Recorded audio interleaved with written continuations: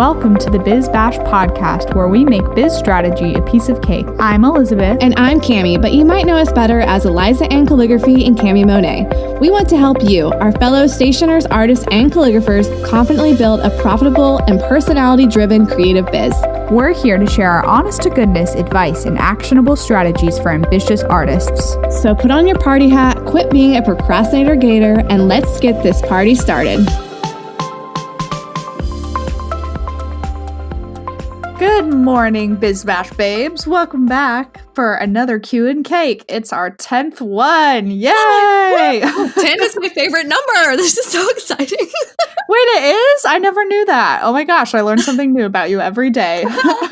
Now, one more Cami story is going to get thrown out the window because now you have a new fact. Oh, stop. My favorite number is 4, in case anyone was wondering. We were all curious, I know. All really hanging on the edge of their seats there, just waiting for my favorite number.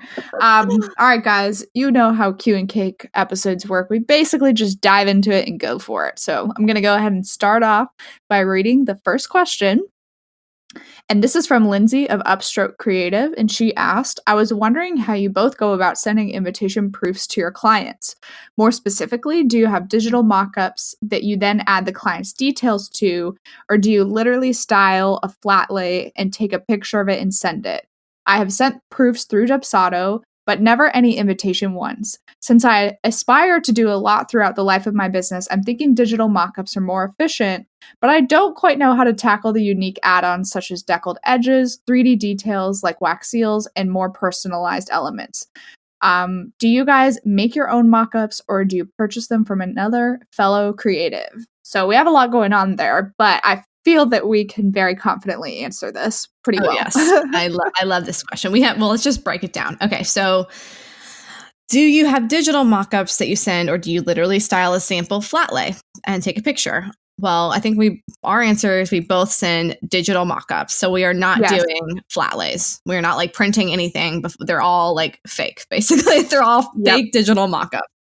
And what they are is they are JPEGs saved either from Illustrator or Photoshop, and then they're like dropped into a new photo with like a background and given a shadow, basically. Yes. So I use, I have one of the photos from SC Stock Shop. She did like an invitation or stationery set with Mei. Is that her business name? Yes, I'm like forgetting now. And I love those images. I think they're beautiful. So I use one of those pretty much for all of my mock-ups. It's just like a really clean, basic one. It's got like some cute stamps on it. And I literally am just adding in the elements and creating my own mock-up. It doesn't have its own, like it doesn't have the paper already in it, if that makes sense. It's just like looking like at a flat lay with nothing in it. This makes sense. I'm using a lot of hand motions. Yeah. You're just talking about the general background picture, right? Yes, it's just a background picture. Like could be like a table with some flowers, whatever. And then I'm just adding in those individual JPEG files and adding a shadow, a little drop shadow in Photoshop. I do mine in Photoshop. Elizabeth, I'm sure you do yours in Illustrator. Yep, 100%. Yeah, and then I just move them around. And honestly, this is like a very helpful part of the process for me as well, because when I see it like that all together, it really helps me to like figure out how I want to design it more, and like helps me decide the envelope color and like how I want to do the envelope liner. Like it might not, like I keep adding each one on there as I go along, and it helps me design. Does that make sense? Yeah. Do you link your documents? Do you know what I mean when I say that? Yeah, like a smart object or whatever, where you can make the changes. Yeah, so yes, it like immediately yes and updates it. Okay. Yes and because no. I have not yet figured out the black magic that is. But I hear people talking about it, and I think Lainey actually teaches that like in her little like mock-up download or mock-up course.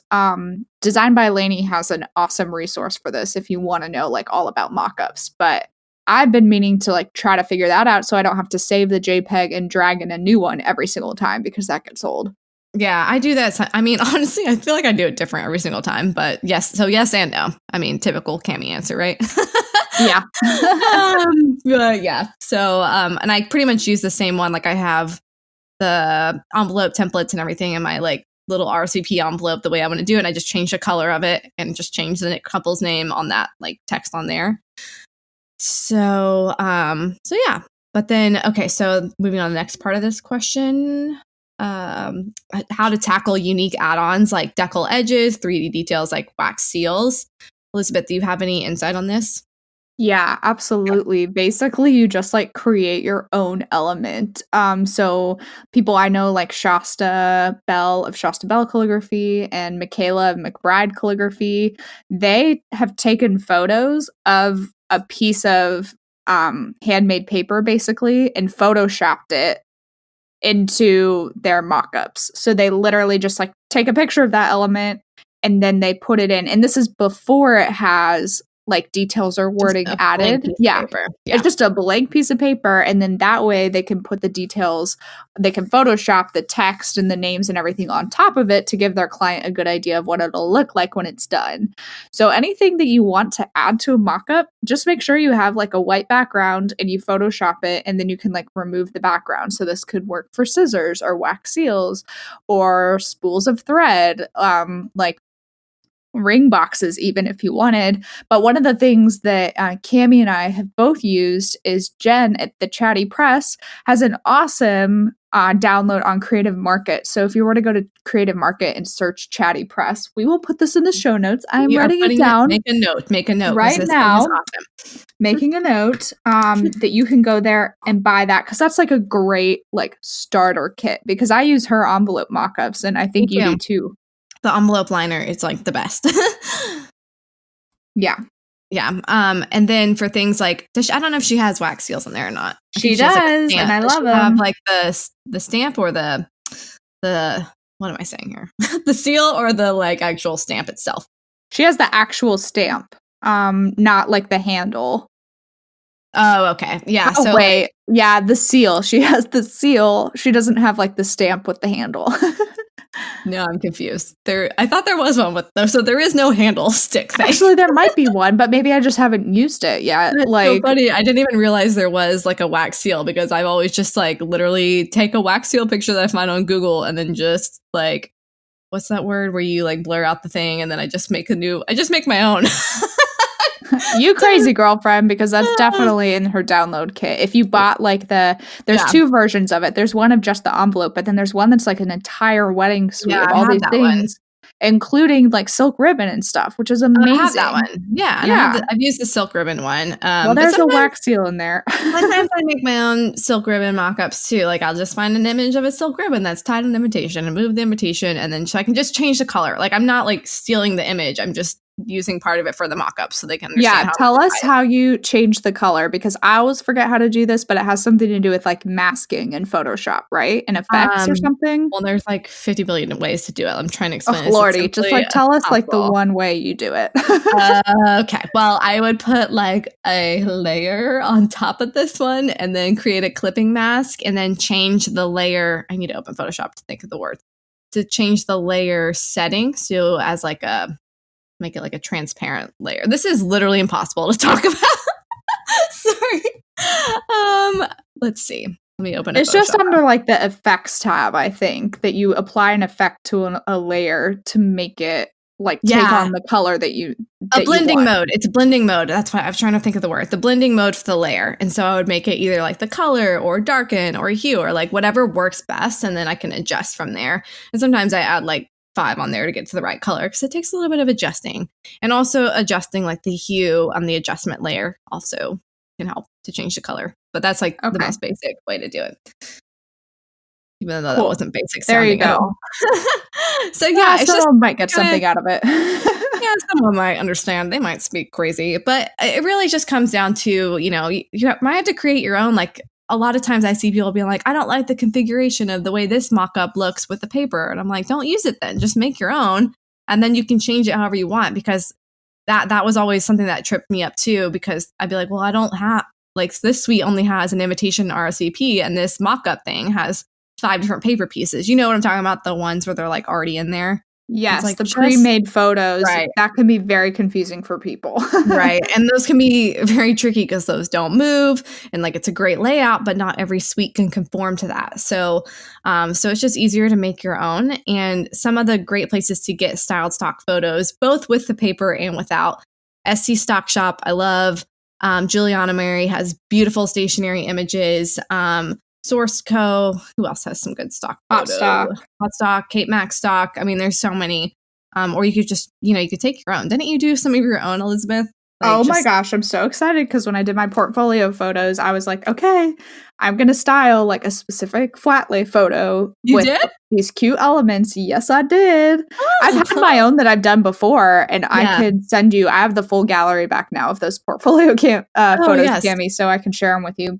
And so you can see what I did. But yeah, that'll be very true to like my brand, and no one else will have that photo, which is awesome. And then I'll just Photoshop or Illustrator, however you say that, illustrate everything on top of it with my digital genius. I mean, there's so many things you can do, like with the wax seal. If you use different like blending techniques, you can make like the thing look embossed, like it looks like a real wax seal. It's just cool. So just playing around with Photoshop, and you can like wow the crap out of your clients with your mock-ups. But yeah, definitely digital. We're not sending like actual flat lays. Like I could never do that. Yeah, and I'm going to make note too that we can link to Design by Lainey's like mock-up resource in the show notes as well, so that people who really want to learn the art of it from like A to Z can go buy it. All right, perfect. You read the next one. I will read the next one. This is from Alex B. And this question says, hello, guys. I am planning on starting my own wedding stationery business later this year, but every now and then I keep coming up to the same question. Is the market oversaturated? Is there space for more? What advice do you offer concerning this issue? Yes, you guys are crazy adorable. We know. I love your content and your work. Getting the A to Z directory membership is one of the best decisions I've ever made. And even though I haven't used the directory, I've learned so much already from the Facebook group. Boom. We love you, Alex, because the Facebook group is bomb.com. Amazing. Yeah, I know. We have a lot of people who say it's worth paying the membership price just to be part of that group, because since people pay for it, they're super involved and active, which is awesome. Like, I think we can proudly say we have very few things that slip through the cracks and don't get an answer. Yeah, that's true. That's awesome. Okay, what's the question? I'm just getting excited thinking about our Facebook group. Yes. Is the market oversaturated, and is there space for more? We've talked about this a little bit before, and there is 100% room for you in this market. You've just got to learn how to define yourself, your business, and your offerings so that they're unique and that you're bringing your own spin to it. There's room for everyone. It always seems super saturated because we're always on Instagram, like staring at all the other 100 stationers that we follow, like all of their work all the time. But on a day-to-day basis, when I tell people what I do, they're like, huh? Yes. Yeah, it's just because you're in it. You're in the industry, so it feels like it's so saturated and it's all around you. But I promise you, like, there are still so many people who have no idea what a custom stationery designer even does, or a calligrapher, or anything for that matter. So, like, you are going to stand out outside of this industry bubble. You know what I mean? And then the ultimate goal, obviously, is to stand out inside the industry bubble as well. And that just truly comes from, like, having that unique aesthetic and just, like, pushing that hard and not, like, looking all around at everyone else's stuff, like just going deep into your own design. And that truly just takes time and trial and error. Like, there is no fast track to knowing your aesthetic unless you've just been an artist for a while and you're just like, I know what I like to do. And that can totally work. But I do think it takes some trial and error to like find your true niche. And it's so true. Once you start niching down, that saturated feeling just kind of falls away, because then you just become like part of a smaller pond instead of like this huge pond of custom invitations. Now you're in a smaller pond of watercolor invitations with Crest or whatnot. So yeah, agree. Perfect response. We nailed it. High five. Okay. Some five, yeah. Okay. All right, next one. This is from Katie of Katie Rose Calligraphy, and she asks, have either of you done paid social media ads? What are your thoughts on doing these? And have they been successful for your business, as in not just growing your followers? Well, I have not done paid social media ads for my business at all.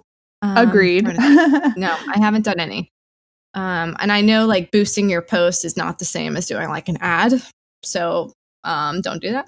Yeah, don't boost your post ever. I don't think you need to do social media ads necessarily for your business. I mean, nope. I would say no, because normally with wedding invitations and like high-end stationery, and even if it's semi-collections, even if it is like low, I shouldn't say low end, but even if you have a quicker turnaround product, like Carly of CZ Invitations does a great job of that. She takes on a high amount of clients every year. But no one's out there like running social media ads for that, because I really just don't think it works, because social media ads are not for like a large expensive paid product. They're normally for some kind of free download, and then you're going to go through a sales funnel and they're going to sell you something else. So yeah, they wouldn't be for like a high touch client or high touch product like wedding invitations. No, it's more like a quick like a product, a course, something that's like they can just one and done kind of purchase. But I don't think you would be very successful running social media ads for invitations. Yeah, correct. And we use. But hey, we could be wrong. I don't know. I kind of doubt it, but I'm pretty confident in my answer that it's like not the best avenue. You're gonna have better luck, like creating some sort of referral network and getting in with local planners and building actual relationships than you would with paying social media. I mean, I would never do this personally. So no, I wouldn't either. It might work for products, maybe Cameo would work for one of your products, but I don't know. But that being said, like we did run social media ads for the Stationer Summit, but that was very different because it was a limited time online offering. We had a free download incentive, and then we emailed them to like sell them on it. So that's an instance. Them 4,000 times. That's an instance where that works like really well. And it did work really well. It was like surprising and like fun to see the numbers of who came through Facebook. But we hired somebody to help us with that, by the way. We did not just like run it on our own. So yeah. Yep. All right. So negative ghostwriter on that one. Okay. So next question. We are going through these super quick. Crushing them. That's okay, guys. We just got done doing a live session, so for the Stationer Summit. My brain is dead. What made you choose to use Dubsado? I've been looking into investing in a service that makes the client process more efficient, but there's so many different ones out there. Love the show so much. Thanks for being a great part of every week. And this is Kelsey of Kelsey Haver Designs. Kelsey Haver Designs. Yeah, I was gonna say Haver. Kelsey Haver Designs. But she could be a Haver. Maybe she has a lot of things. Kelsey Haver Designs. Sorry, Kelsey. We love you. Well, I will go ahead and say that when I started using Dubsado, it was literally like 3 weeks into me going full-time in the fall of 2016.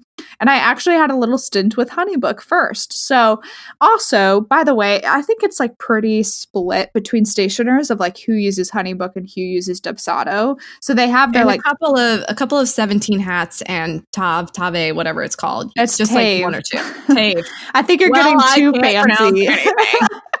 Tave. Well, that sounds way better than Tave. Like, that's so boring. Okay. I don't know. Maybe I'm wrong. You guys correct me if I'm wrong. But after trying to use HoneyBook for a couple of weeks, I didn't love the fact that it seemed more geared towards like photographers and wedding planners. Like I couldn't quite make it work the way I wanted to and like the way my brain works. So Dubsado was like literally brand new, like baby company at that point. And I was like, I'm doing this. Like when I signed up for their trial, I loved how everything was laid out. I loved the dashboard. Cami at that time had designed the logo for Dubsado, which was awesome. They've since like done a huge rebrand and stuff. And we were like, bye. Cami's logo is so sad. It was the cute one with the succulent. And I loved it so much. I know. They still use the succulent sometimes. So yeah, they do. And so, for me, it was just like that ease of use for me personally. So it's all about finding what works best for you and what you need. So feel free to do like the trial for a couple different systems and see which one you like. We just happened to like Dubsado. Yeah, I had the same kind of thing. I tried HoneyBook because everyone and their mother was talking about HoneyBook, and I was like, oh, it sounds, and plus the name HoneyBook just sounds so inviting, and I was like, oh, I'll try it out.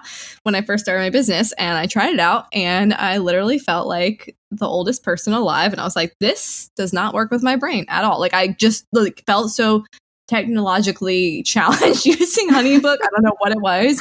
Just did not work for me. And I remember like I was trying to get my mom to use it for the Morning Glory farm. I was like, Mom, it's so basic. And I was like trying to show her stuff. And then I was like, wait, I'm super confused. I was like, Mom, you just let me show you. And then I couldn't even figure it out. So I was like, you know what, forget that. So then I tried Dubsado, and it was like music to my eyeballs and my earballs. My earballs. God bless me. Anyway, so Dubsado just worked so well with my brain. I found it super intuitive. I loved how they were constantly adding updates and actually listening to the demands of their clients and their users. I felt like with HoneyBook, they weren't able to do like quick fixes, if that makes sense, and be like, here's what we need. And like Dubsado was actually hearing our feedback and implementing that. And their customer service was like next level. You can email them and they'll get back with you in like 30 seconds. It's like bananas. I feel like they never leave their inbox. So I've always really enjoyed working with Dubsado. And as my business has grown, as they've grown, I don't even use all the features that they have now because it's just so robust and they have so many great ways that you can use it. Particularly, I really love being able to send my proofs through there. I feel like it's really beautiful, really seamless. There's no other branding. You can basically white label it to your brand. HoneyBook, that was an issue. Everything except from HoneyBook, they had to create an account. I didn't like that part. I don't know if that changed or not. It could be totally different now. But I really enjoyed that with Dubsado, that it was very, it was just more user-friendly for my clients as well as for me. Yeah, I have heard conflicting things about this because people are like, no, you don't have to sign up for an account anymore. And I'm like, but it still like prompts me to. I don't know. Yeah, it's just like super I still strange. Have like an account. I don't understand. I'm like, yeah, I don't. And I'll occasionally get emails, and I'm like, I thought I like canceled this and stopped it. And the strangest thing was like when I booked Sid and Lex, my photographers, for my portfolio shoot, they use HoneyBook. And they sent the the email for the contract and the invoice to Elizabeth at Eliza Ann Calligraphy. And I was like trying to like access it and pay for it, and it like wouldn't let me because of the way that they had like suspended my account, or because eventually I told them, I was like, you need to like literally, I do not use this anymore, like take me off your system. So they had to end up emailing everything to hello at Eliza Ann Calligraphy instead. And we were able to book through that way. But it's like, you never want your clients to come back to you and be like, I can't figure this out, or this isn't working right, or this and that. And like, I can literally say with the many times that clients have booked me, I've never had a complaint about Dubsado. And the times that I have booked someone else, paying them, signing a contract through Dubsado, and have never had any problems. Yeah, from a user perspective on my end too, I think with HoneyBook, if you are like someone using the platform, but then you're also working with another creative and you have an account, like doing the payment as a client and a user, it like messes things up. Like it doesn't understand. Yeah, it doesn't understand the difference.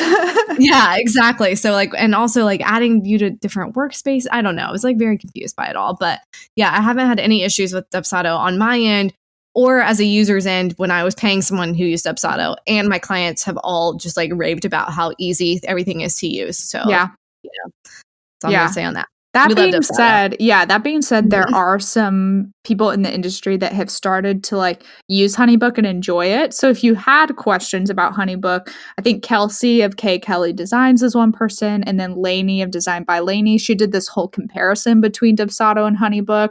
Diana of Chasing Linen.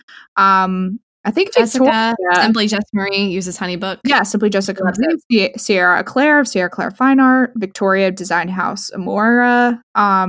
So there's still like, there's a very successful stationers using both of these platforms. So going back to the point of like, it's all personal preference. I think like Cammie and I are just like diehard Dubsado and always will be. Yeah. Exactly. And also, if you use the code BizBirthdayBash, you can save 20% off your first month or year. So yeah, get in on that. But yeah, Dubsado for life. What? Okay. Next question. Am I reading this one, or I guess. Oh my gosh, I can't even remember who wrote that one. I was just writing down for our show notes. I was writing down for the show notes. We have to include our code for Dubsado. Guys, we're getting better about the show notes. We're really trying. We are efficient. All right, so I'll read this one since you're noting. Okay. Noting. I'm currently in the transition from calligrapher to stationer, and I'm interested in using Pinterest to market. I've used it personally, but I'm so confused on how to use it for business and stationary business specifically, even after reading a lot about it. Do you guys use it? What type of board should you have? I'm supposed to be penning other people's similar pens too, right? And this is from Jess of Sweet Sage Goods. Okay, so basically the reason I included this question was not because Cami and I have a ton of Pinterest knowledge. We don't, but we know of some people that have awesome Pinterest knowledge that we can share with you guys. And so I thought that was important for us to share the love. But I will go ahead and say that for your stationery business, what I have heard many times over and over is that you actually need to stop pinning other people's stationery pins, and you need to be pinning only your work, and then you pin other images like floral bouquets or wedding dresses, like other things that don't detract from what you're trying to show off, like is your work specifically. Okay, so that being said, check out Vanessa Kynes. She does a ton of Pinterest stuff. Once again, going in the show notes. I'm making a show note right now. And making a show note. Carly of CZ Invitations, she did an awesome Pinterest session for the Stationer Summit, which if you are part of the Stationer Summit, 100% go and watch that right now. But if you guys aren't part of the Stationer Summit, Carly still does a ton of Pinterest education anyways, and you can find her information at toucan.com. TWOCAN, Toucan. And that is where she's doing a ton of educational stuff for Etsy and Pinterest that has been super helpful to me. It's like opened up this whole other world, which is really exciting. Yeah, hold on. Her website isn't toucan.com. It's something else. Oh, really? I'm not sure. No, I just double checked because I was like, wait, I feel like it's wrong. Maybe it's like Toucan and Co. Hold on, let me see if I can find it. Sorry, everybody. It's toucanco.com. Okay. That's what it is. Okay. Yeah, but her business is Toucan. So toucanco.com. And she has a ton of stuff about Pinterest on there. And then for me personally, I haven't this is something I want to work on growing my business with is Pinterest. So yes, I use it. Do I use it correctly? I don't know. But so I've just been trying to just make more of an effort of even just like penning my stuff on there. Carly's strategy and tips from her video actually blew my mind. And if you just even go look at her boards, they're just like, I mean, you can learn so much just by looking at the way she lays out her Pinterest and like the way she captions her pins. So even starting there would be just a great resource to see that. But right now I'm just basically pinning stuff, just images of my work and hoping for the best. But I did have a little success story about Pinterest, which might be a kick in the pants to actually use it more. So I don't know if you guys know, but I started doing some designing for papyrus cards. And actually I asked them how they found me. And they found me on freaking Pinterest. And that blew my mind because I was like, well, I have 3 pins. So they found one of my maps on there and they were like, we got to get this girl. And that just, I thought that was really cool. So clearly big name brands are looking at Pinterest too, not just brides. So something to think about. And that definitely makes me want to actually get my Pinterest revamped. You know what I'm saying? Yeah. I'm there with you 100%. And I've even gone so far to tell people before that I wish starting out with my business, I had understood Pinterest better and knew how to use it, because I think I could have done so much great marketing on there. And I still have the potential to do great marketing on there. And I've even gone so far as to say that if I had to choose between Instagram and Pinterest, I would choose Pinterest. Ooh, which is so evil of me. Underutilized tool, it's kind of just like the diamond in the rough over there. I think you could really do something awesome with it. So. Yeah, because what it comes down to is that it acts as a search engine, and that's what's so important, is because people are searching specifically for certain things on Pinterest.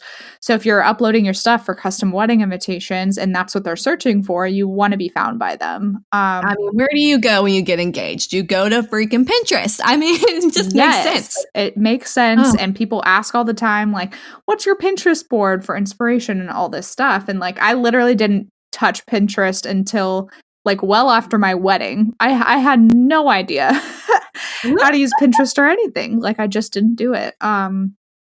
Okay. So I feel like I was going to mention one other thing, but of course, now I can't even freaking think of what that was. Well, I'll just carry on about Pinterest, Okay. but I don't necessarily use Pinterest while you continue thinking. I haven't really been able to use Pinterest as well for marketing as much as like I'm headed that way. I'm going to be like obviously implementing all of Carly's tips, but I do use it a ton for my clients and creating inspiration boards. So I know that's not quite the question you're asking, but I do use it in another aspect. And I don't know if like my boards aren't private, so I'm sure other clients see that. And I think that could be like a cool selling point to see like how I curate those ideas for clients. Oh, actually, yeah, I love that.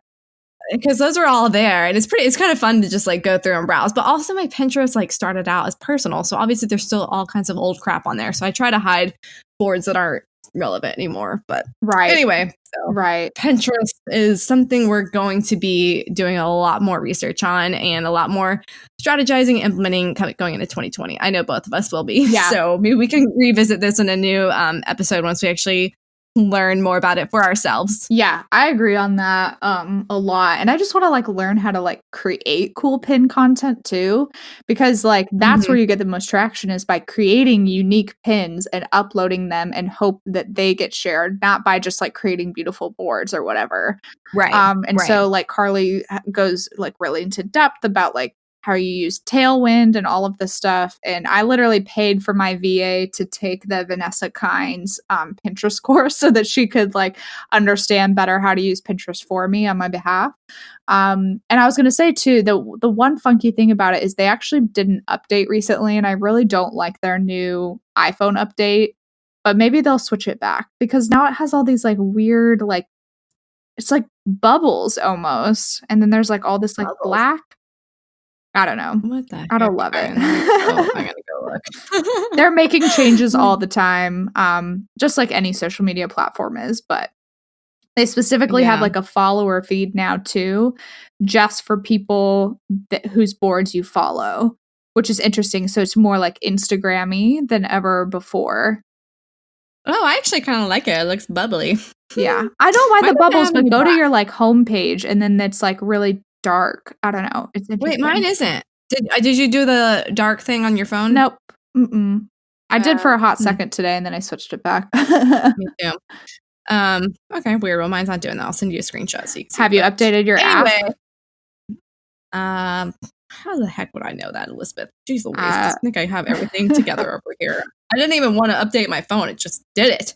Ooh, it gotcha. It did. I gotta go get my phone fixed on another side tangent. I gotta go to the phone store. I meant to go. I was gonna give it to Alex today, and then I was like, actually, I feel like I might need my phone today, because we had a lot going on. So yeah, thank you for keeping it. We did need it. Yeah, exactly. So I'll just give it to him tomorrow, and he can take it for me. Such a good husband.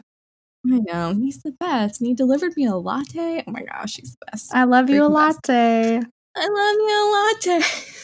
And we got to see you guys on Friday. It was so fun. I know. That was the best. And I finally got to see Elizabeth's apartment and her studio and her kitty cats. I'm mad we didn't take a picture in your studio now that I'm thinking about it. I know. I got so excited. I was so excited too. I know. It was just a really fun moment. Now I'm like, dang it, I wish I like had picked up both cats, but I didn't want to make them mad. I didn't know if they like to be picked up. Oh, I'll come back and pick them up anytime. Okay. And Cammie and I were basically matching, which is hilarious. We both had on like a yellow fall shirt. I had kind of like a rusty orange fall shirt with jeans and really cute booties and like purses that are exactly the same color. We coordinated perfectly. Yeah. It was frightening. I was like, well, we basically have the same brain, so it's great. Same but not same at the same time. Same but also totally different. Same. Same. Okay. Well, I feel like we really did a really good job on this Q and Cake. It was a good quick one. Yeah, it was. We normally hit about like the 30-minute mark for these, and I know Cammie's ready for more snacks and coffee, so she doesn't really last past 5. And we literally, the clock has struck 5 p.m. and so Cammie's out. Yep, it's gym time. Let's go. Actually, yeah, the gym sounds good right now, but I don't know if that's going to happen for me. I don't know if that's in the cards today. I was going to go yesterday, but then I didn't feel great, and oh jeez, yeah, I gotta go. I've got to go. I got to get to the gym, especially after being in Tennessee for a week. Oh, my sweet Lord. Have mercy. But, oh. You are fine. You and Alex are like the most fit people I know on the planet Earth. Well, thank you. I know. Nana's biscuits, they're in my undoing, but you know what? It's fine. Do love those biscuits, and I love the jam you brought me, so thank you very much. We've already eaten some of it. You're very welcome. It's the best jam. I know. Nana makes the best. It is. Well, all right, everybody. If you have future questions for Q and Cake, you know where to find us by now. But actually, if you want to drop us a line, go to bizbirthdaybash.com/Q and Cake, and you can submit your question there. And we've been slowly but surely trying to get through all of them, but it's a process. Yeah, so it's a process, but yeah, leave your question there. We'll get to it, and we will be back next week with brand spanking new episode for y'all. Alrighty, see you later. Love y'all. Bye. Bye. Hey there, fellow stationers. Are you creating custom invitations and still sending a lackluster contract that's hacked together with Google searches and generic templates? We've got you. We've created a custom stationery contract written for stationers by stationers, and it is lawyer reviewed and approved. #LegalRockstar. The custom stationery contract covers every stationery snafu, protects you and your client's interests, and sets up an expectation of professionalism. We've combined our previous contracts as well as years of experience to bring you a contract that covers your booty and your biz. So become a put-together pro and breathe a sigh of relief knowing that you have a contract that is easy to understand and avoids confusing legal jargon. The custom stationery contract is only $227, which is half of what you'd expect to pay anywhere else, and it's written by two gals who have seen it all. Spoiler alert, it's us. It's time for you to do things right. Go to bizbirthdaybash.com/contract to purchase and download your copy today.